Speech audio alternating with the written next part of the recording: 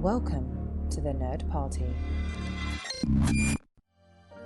Let the filibustering begin. Welcome to Nerd Pod.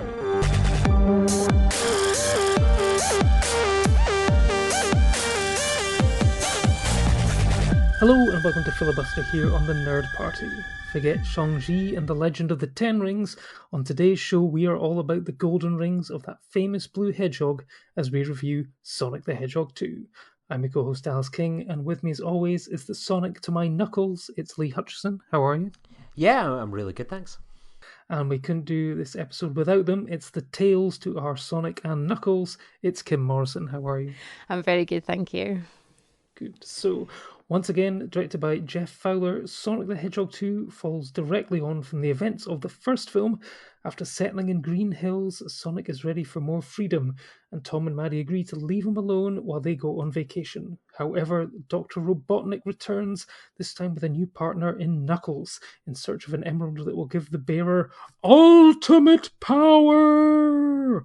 Sonic then teams up with Tails to embark on a journey to find the emerald before it falls into the wrong hands.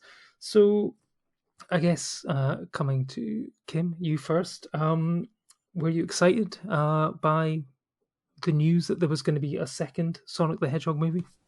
Yeah, I was, purely for Tails reasons, because I went to see the first one with my daughter, and it was alright. Like, it was fine, it was passable. But then, obviously, Tails pops up in the post-credit scene, and I was like, yes, because I adore Tails. I got a Mega Drive with Sonic 2 when I was like 5 or 6, however long it came out, so it was always, I always wanted to play as Tails. I have a Tails tattoo. I'm absolutely obsessed with them. So my love for this film was purely because Tails was going to be in it. So yeah, I was excited to see what they did with a little more sort of creature game based stuff rather than it just being Sonic and amongst humans all the time. Yes, I think it's probably safe to say that the humans are kind of shunted out of the way in this one for more CGI animal based stuff. Lee, were you looking forward to number 2? Yeah, Somehow I had managed to avoid all the trailers for this one. All I knew sort of was obviously it would have Sonic, Tails, and Idris Elba was joining the team as Knuckles. But no, I was looking forward to it. Kind of, I think how much I was looking forward to it will be sort of explained by how I watched it for the first time. But yeah, Sonic has always been my kind of, I don't really play much in the way of video games, but I have incredibly strong and fond memories of playing Sonic as a kid, so I will always be invested in Sonic. And you know, Sonic 2 was probably my favourite of the games, so the fact that Tails was also joining it was also kind of appealing to that nostalgia factor for me too. Yeah, well, for me, I think I said on the previous time that we reviewed Sonic that I was more of I had a SNES, so I was a Mario person, so therefore never really played Sonic, so didn't really know much about the games other than the fact that he basically runs around collecting rings and stuff like that. So I will pass over to you guys when we talk about the new characters, but I think it's safe to say that we all had a slightly different experience on our viewing of the film. Now, Lee, you were lucky enough to catch a multimedia screening of this in London, possibly one of the very first post-COVID fun in the foyer screenings, where the film critics could take their families along and just basically any young person along. So, what did you make of that? Was this your very first fun in the foyer? Yeah, I've been to a couple of multimedia screenings before. Like, I think I had the whole experience. I was like, I'm enjoying this, but I wish I could swap it out to Kim and her daughter instead. Like, it was just like you kind of went in and there was like a blue carpet with like Sonic the Hedgehog there and in fluffy, like, you know, form. Someone did you get your photo with Sonic? No, he was too busy. He was getting papped by the paparazzi on the blue carpet at the time. And then I went in, and it was just the type of thing that if I was like a young kid, I would have just freaked out. There was like game stations that you could play. There was like face painting going on. there was like little photo booths that seemed to have a long queue of mostly adults wanting to get their pictures taken at these kind of little crazy photo booths. And there was like free pastries and tea and coffees and juices for all. And then sort of they also had it before sort of the film was going on. They had bits where like you would have to do your best impression of like a Sonic kind of running sort of, and then freeze, and you were getting like goodie bags. And I must admit, I tried to grab some goodie bags for Kim and her daughter. At one point, they got adults to do it, and I was too far into the back to get noticed to try and get that. And I went to this person near me that got picked, and I was like, I'm just assuming you're like as an adult are you definitely wanting that bag? Because like I could give it to this really young person that would do it. And she goes, "Oh, we're giving it to our nephews." And it was like, not a problem whatsoever. And there was like, they had all these different things, and I just kept trying to ask the other people around me of like, "You're adults, you don't need this Sonic nonsense and stuff like that." And no, they all had nephews, grandkids, children that they were all going to give it to instead. They told you they had nephews. Yeah, so you didn't go as far as to mugging a young child for their merch. No, sadly not. But yeah, it was really good fun. It was one of these events that it was incredibly well put together, and it seemed like a little kid's paradise. I think you could claim up to like 4 tickets to take young kids along, so it was like absolutely rammed with young children. And for adults at your seat, you had the joy of some canned fizzy water and a bag of salt and vinegar crisps to stick with the blue color as well. And then Sonic came out to introduce the movie himself with like this voiceover of the actor over it as well. So it was kind of a bit naff, but it was good, and it was on the IMAX as well. So yeah, pretty awesome experience, and yeah, one I wish I could have maybe just handed over to other people. Oh, so the person, no, sorry, not the person dressed as Sonic, the real Sonic the Hedgehog had to lip sync to yeah, Ben there was Schwartz. just this audio coming through the speakers, and you were like, yeah, I know what's going on here. It's good. So he didn't like take his head off to reveal it was the real John Ralphio. No, God, that would have been terrifying for the young kids, I think. So Kim, you went to a regular screening with Ivy and Tails, I believe, from your photo. Did it live up to the hype? Yeah, no, the screening we went to was absolutely packed with kids, and I was sitting there in my Sonic t-shirt. Like, Ivy didn't even have a Sonic t-shirt on, and we had my Tails plush to chum us, because Ivy was very excited that he would get to see himself on the screen. But no, I think it was good. It was definitely a fun film to see in the cinema, and I think especially around like a bunch of kids, it's really nice, I think, to see something that I was so excited about when I was kind of that age, seeing a bunch of kids still excited about it. Like I was saying that to Ivy, I was like, this Tails plush that I got him for my Christmas when I was like 7 or something, and I was like, and now he's coming to the cinema with you when you're nearly 7, so we can see him on the film. There was just all these kids were like, there were so many Sonic plushes and Sonic t-shirts, and just kids going absolutely bananas, especially like one of the post-credit scene, one kid next to me absolutely lost his mind. Like his dad was like, what is it? And he was trying to like shout it up, and his dad was clearly just like, I have no idea what you're talking about. So yeah, I think it was a good one to see in the cinema. It was a good experience to see so many people like actively excited about it. I didn't see anyone actively excited about it in my screening because I was the only person in my screening. Well, this was because it was at lunchtime on a Friday, and it was the last day of term, I guess, up here in Scotland, and clearly families were not willing to pay, £12 a ticket to take their kids to see when they could just go 20 minutes or half an hour later to another screening for much less. But yes, I went to see it on 4DX, and it was the only screening that fit into the time window that I had to watch it, because I get to take a long lunch on a Friday. So I kind of knew what I was heading into. So I did not have my lunch beforehand, because I knew that Sonic, he doesn't really sit still or stand still for much time. So I knew there was going to be a lot of rocking around.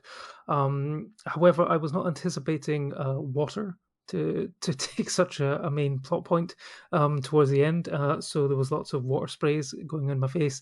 There was a lot of dry ice, a lot of wind and stuff like that. So yes, I was fully immersed in the world of Sonic 2. I have to say it was, yes, my neck was, I probably should have had one of those neck cushions on, because the whiplash at some stages was quite intense. But yeah, no, normally I don't like to do 4DX. and I normally don't like to do 4DX on a film which I'm watching for the first time because I think that sometimes it might be a bit of a distraction. However, I think it totally works for this type of film. I just wish that there'd been a few more moments of inert activity from time to time.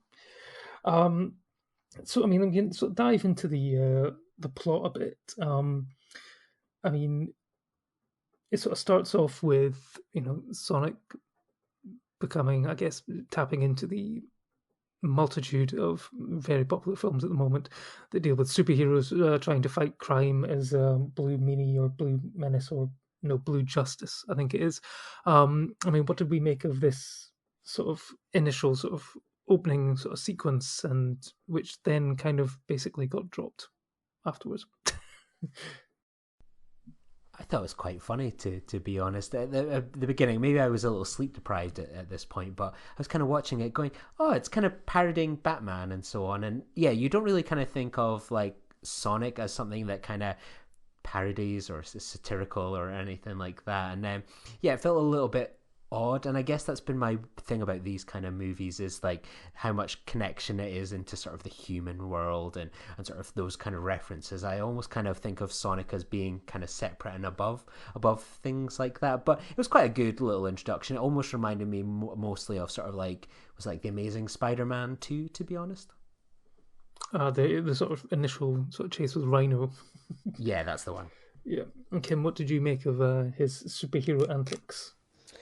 Yeah, I guess it kind of makes sense because Sonic in the games is kind of like a superhero in his own world. He just spends the whole time running about bashing Robotnik's baddies so that he can save the little like animals that are inside, because that's the whole thing. Like, Robotnik's turned all the wildlife in Sonic's world into these robots. When you bounce on them, a wee bunny hops away or whatever. So he kind of spends his whole time there rescuing folks. So I guess it was trying to give him a bit of a purpose in the human world, but obviously his like bananas antics didn't really work here. I guess it kind of set it up for him trying to find his place. But yeah, it was a bit yeah, a lot of the film veered a bit slapsticky for me, and I was just like, all right, okay. I like the stuff that was just more kind of focusing on the like him and Knuckles kind of doing more what they would have done in the game. So yeah, it was all right, but I'm glad it wasn't like a whole film of him like being a human savior or anything like that. Yeah, because I mean, yeah, sort of talking sort of slapsticky. Yeah, the opening sequence also then reintroduces Jim Carrey's Dr. Robotnik back, and basically sort of dialing it up to 11 almost. Rumor has it that he said he might be taking a break from filming. This might be his last film. Is it a performance to go out on a high, Lee? He is very good as Dr. Robotnik, isn't he? I mean, I did watch him. I mean, he's always been a bit slapstick at points, but he's also been an incredibly great serious actor. You think of things like Eternal Sunshine of the Spotless Mind, for example, but I think he's a pretty good Dr. Robotnik, and I must admit, it might have been that I was sleep deprived, but I thought I was highly amused by sort of all his mushroom puns, etc. I think he's he's really well cast, and he's definitely one of he's probably the best human actor in the films, to be honest, and character too. Kim, were you glad to see him return? I was, yeah. I was just saying I don't like slapstick stuff, but that doesn't count for Jim Carrey. Like, that never counts.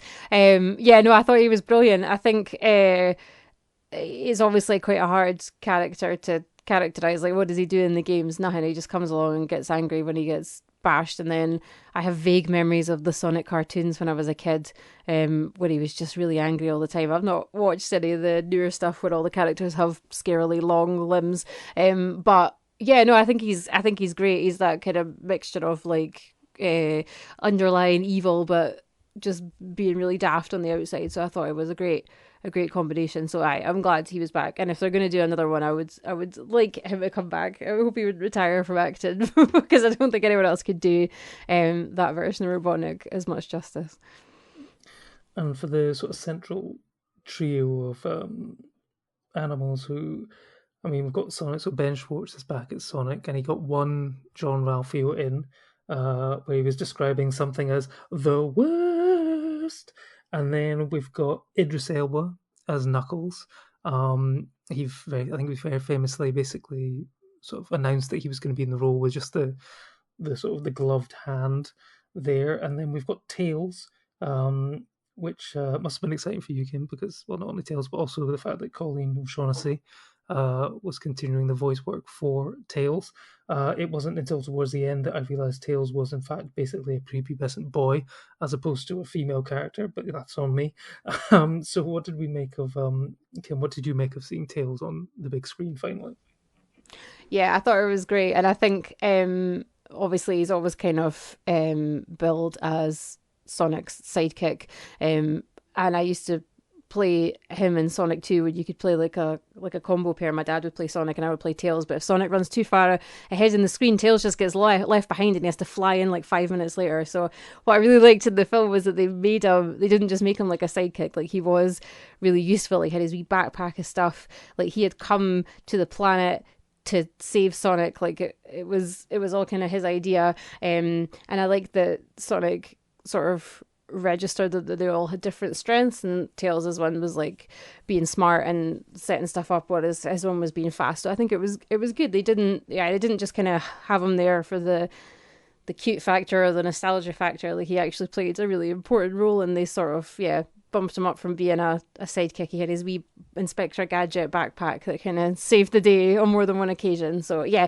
it was brilliant. And I think keeping the same voice actor rather than recasting it for someone more famous was a good move as well. It was just, and he was so adorable. Like I can't even deal. So cute. I loved it. And for the casting of a rather more famous actor for Knuckles, were you impressed with Idris Elba's vocal performance? I was obsessed. I absolutely loved it. I think I laughed at every single thing that Knuckles said.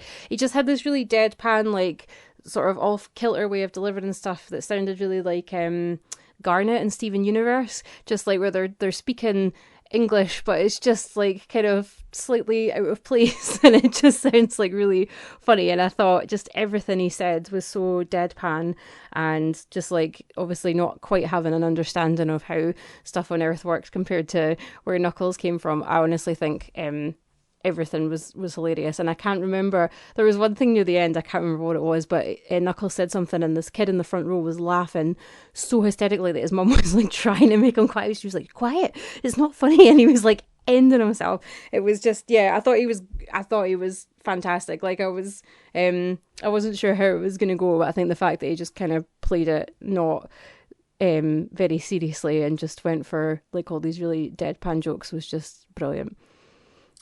And Lee, were you impressed with Idris's contribution? Yeah, I think when I got to see it, I think my only like semi-spoiler to you guys was like Idris Elba is so good as Knuckles that it's weird. Like I've only ever really played Sonic 1, 2, and 3, and I think maybe played one of the driving games one brief afternoon. So like I've never really heard them talk. So it's always been weird. Like I never had any sort of preconception about how they would talk. I always just thought of them of like their kind of personalities that they always felt quite strong in the game, even though, as you say, it might be that someone just kind of flies in or they does things like you kind of, project onto these characters their personality and voices in their head. So I had no idea about how he would sound, and like when they would cast as Idris Elba, it was like, sure. I mean, I had no kind of nothing to compare it to, and I just thought he was really good. I loved his sense of humor, particularly kind of almost one of that final scenes where he's so droll. He's just kind of like, I would have won it, but like, he's like a little prick to an extent. There's loads of little boys like him at schools, or probably you go to cinema screenings and you go, you can pick out the young kid that's definitely the Knuckles there, that's not willing to give in an inch. Think they're all that. And it was just, I thought he was a really funny kind of character, and I thought he performed really well with the other two kind of lead kind of Sonic and Tails. It was a real treat. Yeah, no, I thought he was really good in this, and the three of them sparked off each other really well.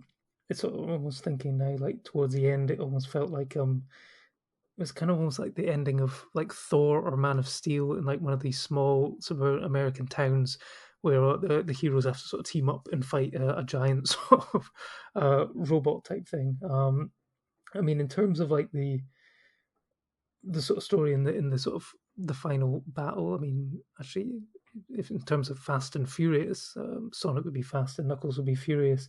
And yeah, I guess Knuckles almost does the John Cena sort of face turn towards the end. But I guess he's always he's more of like an anti-hero. He's got a very noble cause, but he sort of falls into the bad side along with Dr. Robotnik and stuff like this. But I mean, the sort of central concept of the MacGuffin of this emerald that they've got to find, which allows them to go through multiple different levels, which I am assuming are from various Sonic the Hedgehog games. What did we make of all the sort of different sort of sections and stuff like that? Because I have to admit, when it got to I think the end of like the James Bond-esque snowboarding through snow sequence, and it arrives in Hawaii, I was thinking, all right, this is setting up for like the final battle, because they just opened the sort of Egyptian Mayan pyramid which lives under the sea, and I sort of looked at my watch and thought, there's still 40 minutes left here. I mean, what on earth are they going to do? And apparently, yes, let's have many, many further battles and stuff like that. So, I mean, what did you sort of think of the sort of the battles and the levels, and did it go on a bit too long, Kim? I think it did go on a bit too long, and I'm not just saying that because I had a 6-year-old who was desperate to go for a pee from about the hour mark until I eventually caved and took her. I think, but you know what? I think a lot of all the bits were like Sonic and Tails and Knuckles, like looking for the emeralds and stuff. I was sort of fine with all of that. I think the whole wedding sequence, especially after the Sonic and that kind of joined the action in Hawaii, I think stuff like that went on a bit too long. I think a lot of the human stuff in general, like my boyfriend asked me what I thought of it when I came out of the cinema, and I was like, everything with the creatures was great. I was like, if I would cut anything, it would have been all the kind of human stuff, and maybe like stuff at the beginning as well when he's kind of talking to like his family and stuff. I wasn't too keen on that, so I do think it was a little bit too long, especially for something that's marketed as a kids film. It was maybe a bit chunky, but I think all the kind of quest stuff that we're doing, I actually thought all of that was fine, and it kind of led up to the big battle in quite a cool way. But yeah, I think if I was going to cut anything, it would have been chunks of the human bits. That was the bit where I kind of got bored, and that was the bit where it annoyed me the most. There was like a few situations where if you just like a human explained what was happening, then you wouldn't need to punch someone in the face, but instead like people just chose to go the stupid film comedy route of being like, I'll explain later, let me just do this. So yeah, bits like that annoyed me. They could have gone, so it could have been trimmed down a wee bit. 20 minutes or so could have been shaved off, I think. Lee, did this film deserve its 2-hour and 2-minute runtime? Absolutely not. I agree with Kim. Get rid of all of the adult stuff. Like, I was sitting there watching it, like if I was a young kid, like if I put myself in the shoes of these young kids, or even when I think back to when I was younger, like you can have a Sonic like movie, and like what would you want?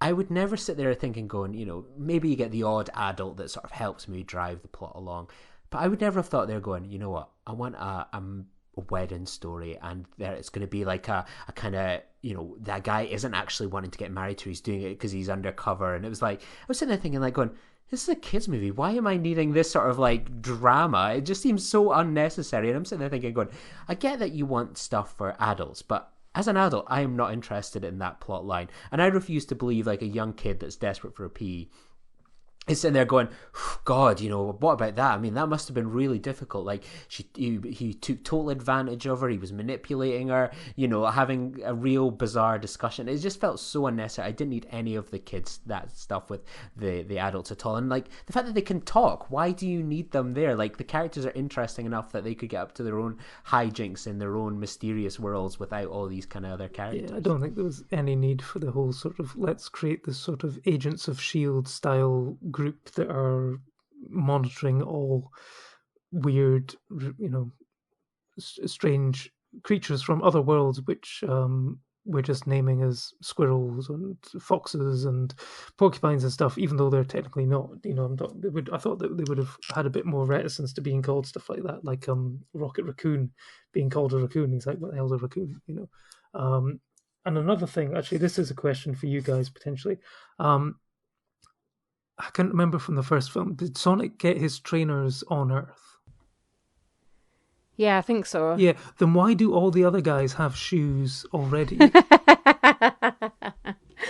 Because, I mean, I understand that Sonic has them because clearly, running that fast would do damage to the balls of his feet, so therefore he's got these shoes. I mean, and then he must be needing to change the shoes quite often and stuff like that. So it was like seeing Knuckles come out of the portal and it's like, he's got shoes on already. Where did he get those shoes from?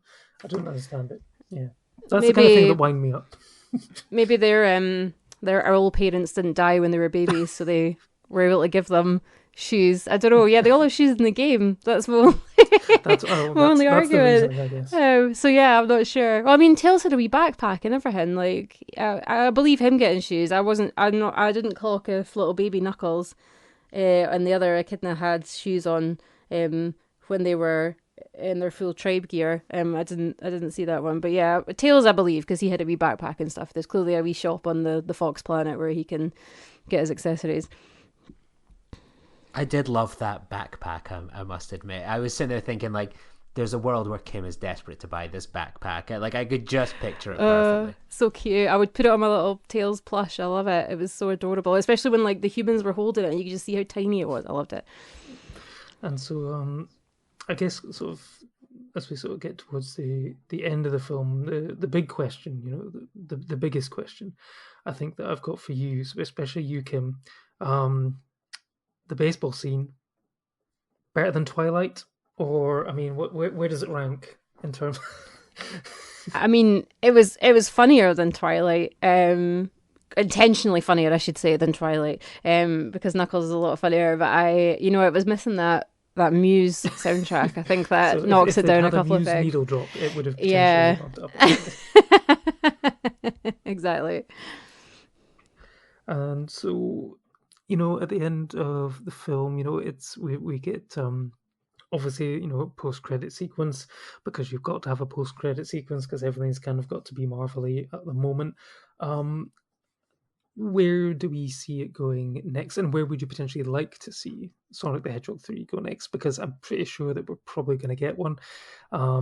I haven't checked, but I'm pretty sure that in the UK it's probably beaten Morbius to the top of the UK box office. I think it opens this weekend in the States. But Lee, what would you like to see next? And are you excited for the introduction of, I think is it Shadow? Which people seem to have forgotten that they had a similarly alien hedgehog underground for all this time. I won't name the person, but the person next to me absolutely freaked out during the post-credit sequence. Yeah, they're definitely going to make a sequel to this and so on, and I will be there 100%, unfortunately, and just hopefully none of the human characters can make it back this time, and before you even got to that post-credit sequence, like.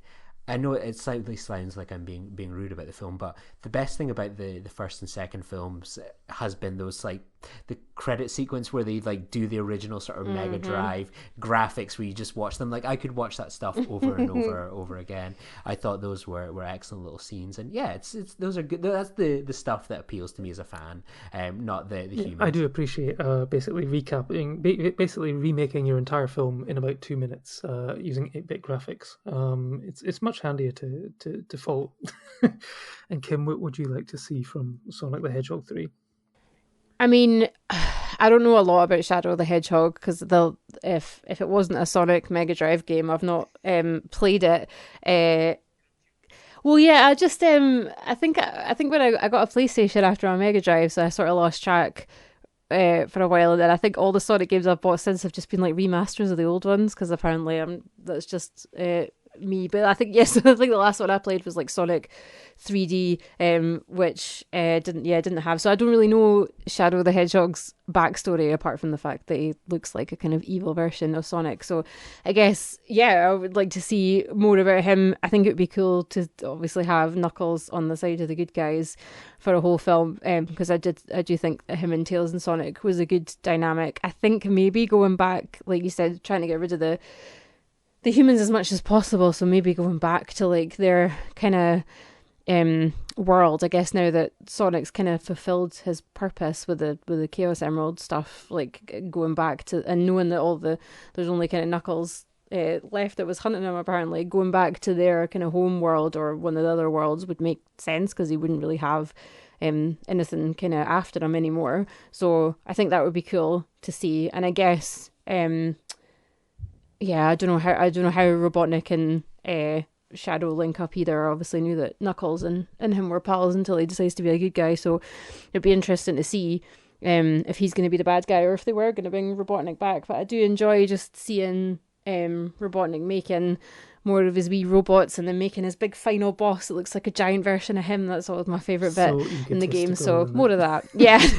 More of that, please. More robot animals from the games and yeah, just more I loved all the kind of game references as well, so more of that would be fun. I think when you've got someone like Jim Carrey, I think he's the only human that you need in that kind of movie. I think it's a very difficult thing to do, to have like those types of characters interacting with humans and stuff like that. I mean, it's still crazy that, to this day, it's what, 30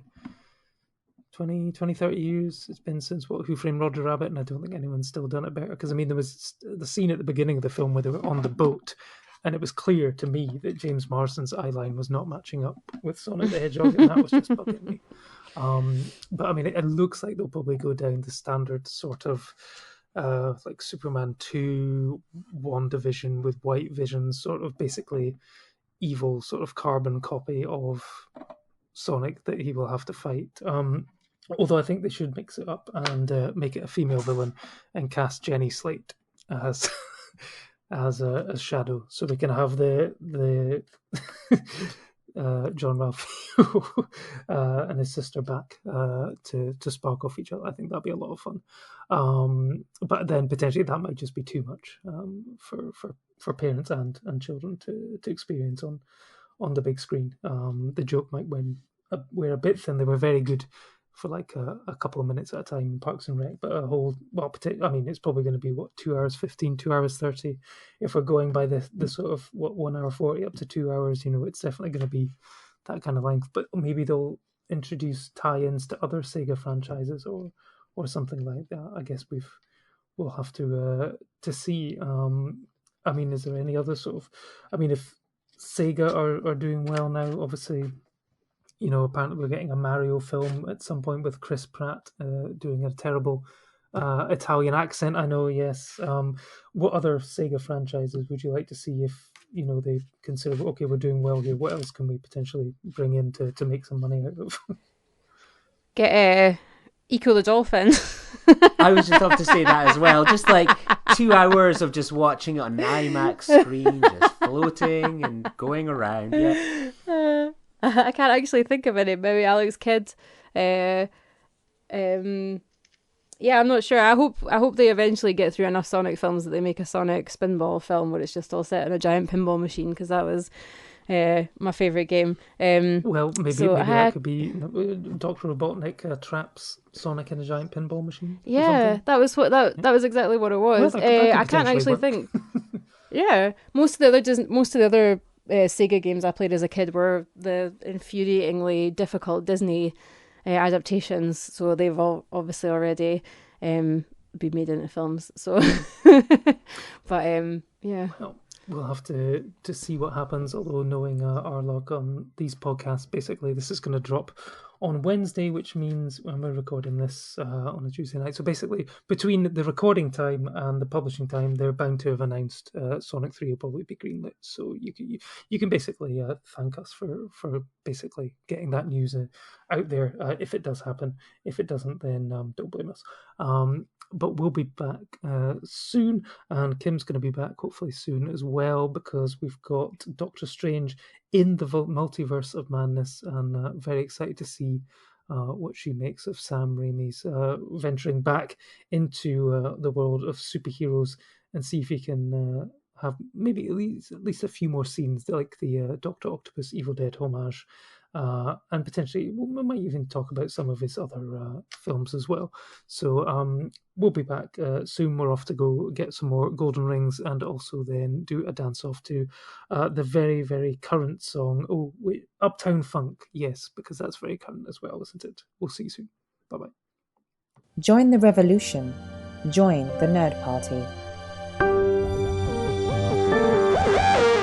Welcome to Nerd Party.